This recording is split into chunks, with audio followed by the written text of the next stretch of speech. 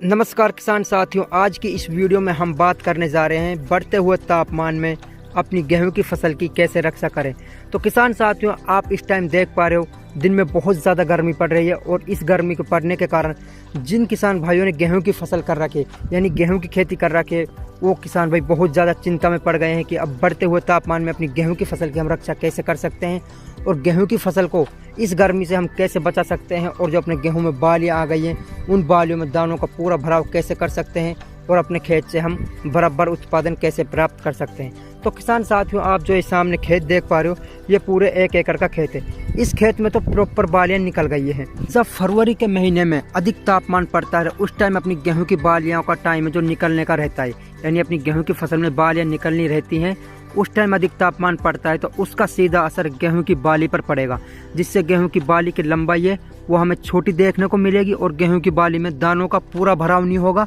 और जो कहीं दाना है वो हमें बहुत ज़्यादा हल्का देखने को मिलेगा। दाना मतलब सुकड़ा देखने को मिलेगा। तो किसान साथियों, जब फरवरी में बालियां निकल रही हैं और उस टाइम अधिक तापमान पड़ता है तो अपनी गेहूं की फसल में जो प्रोडक्शन है यानी उत्पादन है वो हमें काफ़ी कम देखने को मिलता है। तो आज की वीडियो में हम इसी टॉपिक पर बात करने जा रहे हैं, अधिक तापमान में अपनी गेहूं की फसल को कैसे बचाएं, अधिक तापमान में अपनी गेहूं की फसल से हम अच्छा प्रोडक्शन यानी उत्पादन कैसे प्राप्त करें और जो अपने गेहूं में बालियां निकल रही हैं बालियों में प्रॉपर दाना कैसे भरें, दानों का साइज है जो कैसे हम इंक्रीज करें, कैसे दानों का साइज मोटा करें और दानों का साइज चमकदार वजनदार कैसे बनाएं अधिक तापमान में। आजकल जैसे हम देख रहे हैं बहुत अधिक तापमान पड़ रहा है, दिन में गर्म हवाएं भी चल रही हैं। तो ऐसी स्थिति में जो अपने गेहूं का ये ऊपरी वाला पत्ता है जो जिसे आप फ्लैग लीफ बोलते हो यानी झंडा पत्ता बोलते हैं और अपनी गेहूं में प्रॉपर बालें निकल रही हैं, तो अधिक तापमान से और तेज हवाएं चलने से जो अपना ये ऊपरी पत्ता है ये सूख जाता है और ये सूख जाता है और इसी से अपना जो गेहूं का पौधा है पूरा भोजन बनाएगा और इसी से जो अपनी गेहूं में जो दानों का भराव होगा इसी पत्ते की वजह से अपनी गेहूं की बालियों में दानों का भराव होगा। तो ऐसी स्थिति में यानी बढ़ते हुए तापमान में और तेज हवाएं गर्म हवाएं चल रही हैं, तो ऐसी स्थिति में जो पोटेशियम होता है अपना गेहूं की फसल के लिए बहुत अच्छा काम करता है। हीट स्ट्रेस से अपनी फसल को बचाता है यानी गर्म तापमान से अपनी गेहूं की फसल को बचाता है, उसके लिए अनुकूल तापमान बनाए रखता है। अगर अपनी गेहूं की फसल है जो बहुत गहरी हो गई है, बहुत बड़ी हो गई है, तो इससे अपना जो पोटेशियम है जड़ में तो लग नहीं पाएगा। तो आप पोटेशियम का इस्तेमाल आप छिड़काव के रूप में कर सकते हैं, आप स्प्रे के रूप में कर सकते हैं, जिससे आपको काफ़ी अच्छा रिजल्ट देखने को मिलेगा और हीट स्ट्रेस से अपनी फसल को बचाएगी यानी गर्म तापमान से अपनी फसल को बचाएगी, जिससे अपने गेहूं की फसल में आपको अच्छा उपज देखने को मिलेगा, अच्छा उत्पादन देखने को मिलेगा। तो इसके लिए आपको यही सलाह दी जाती है कि आप अपनी गेहूं की फसल में पोटेशियम का अच्छे से इस्तेमाल करें, अच्छे से अपनी गेहूं की फसल का छिड़काव करें। ऐसी स्थिति के लिए आपको 2 फर्टिलाइजरों का इस्तेमाल करना है। एक तो आता है अपना MOP पोटास और एक आता है अपना SOP पोटास। अब इसकी डोज के बारे में बात करें तो इसकी डोज के बारे में आपको क्या बताएं तो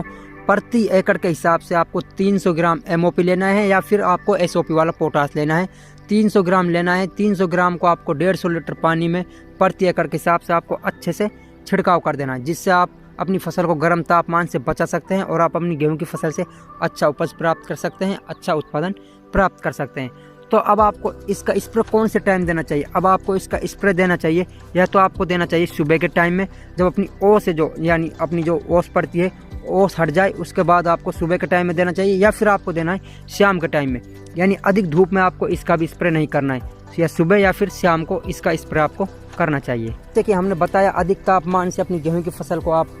पोटास से कैसे बचा सकते हैं, उसके लिए आप MOP वाला पोटास यूज़ कर सकते हैं और SOP वाला पोटास भी यूज़ कर सकते हैं। अब अपनी गेहूं की फसल है कुछ बड़ी है कुछ छोटी है, तो उसके लिए आपको पानी अपने हिसाब से ले लेना है, लेकिन MOP पोटास SOP पोटास की मात्रा आपको 300 ग्राम 350 ग्राम के आसपास ही रखनी है प्रति एकड़ के हिसाब से। अब बहुत से जहां अधिकांश गेहूं की खेती की जाती है वहां क्या हो रहा है कि अधिक तापमान बढ़ रहा है और अधिक गर्म हवाएं चल रही हैं, तो बहुत अपनी जो पीछे थी बिजी हुई फसल है अब उनमें क्या करना है, उनको आपको 2 छिड़काव करने हैं। एक तो जैसे आप कर दिया आपने, एक आपको 10 से 15 दिन के बीच में फिर वापसी दोबारा उसका छिड़काव करना है। तो ऐसी स्थिति में आप अपनी गेहूं की फसल को इस छिड़काव से बचा सकते हैं और आप अच्छा उपज प्राप्त कर सकते हैं।